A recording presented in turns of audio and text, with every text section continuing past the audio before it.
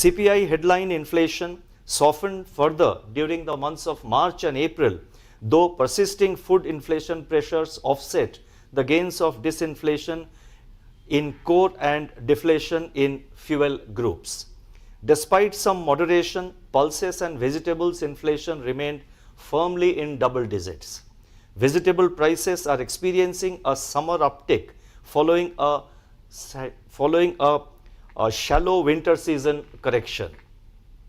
The deflationary trend in fuel was driven primarily by the LPG price cuts in early March. Core inflation softened for the 11th consecutive month since June 2023. Services inflation moderated to a historic low, and goods inflation remained contained.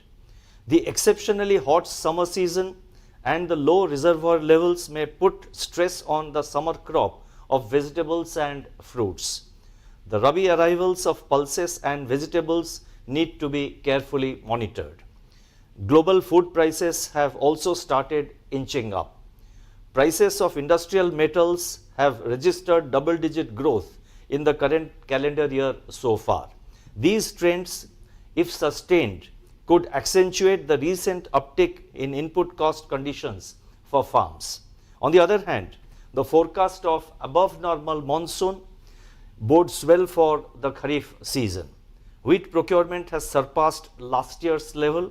In fact, the buffer stocks of wheat and rice are well above the norms. These developments could bring respite to food inflation pressures, particularly in cereals and pulses. The outlook on crude oil prices remains uncertain due to geopolitical tensions. Assuming a normal monsoon, CPI inflation for 2024-25 is projected at 4.5%, with Q1 at 4.9%, Q2 at 3.8%, Q3 at 4.6%, and Q4 at 4.5%. The risks are evenly balanced. So thus, as you can see, the GDP growth projection, we have increased it from 7%, which we gave out in the last MPC meeting. We have increased it to 7.2%, and the inflation projection, the average for the year, we have retained it at 4% as 4.5% as it was in the last MPC meeting.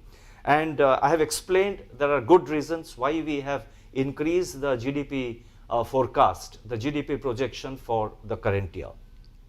Now, what do these inflation and growth conditions mean for monetary policy? That is the question, and I would like to answer that.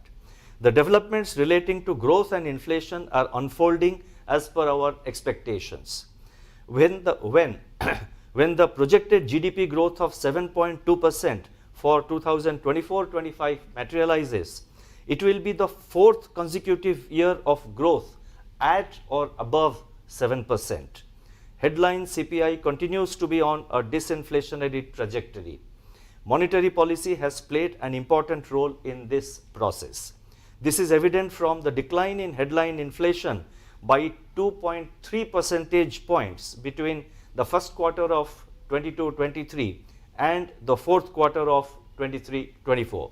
Supply side developments and government measures have also contributed to this moderation of headline inflation.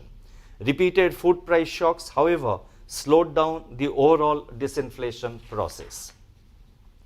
According to our projections, the second quarter of 2024-25 is likely to see some correction in headline inflation, but this is likely to be one-off on account of favorable base effects and may reverse in the third quarter.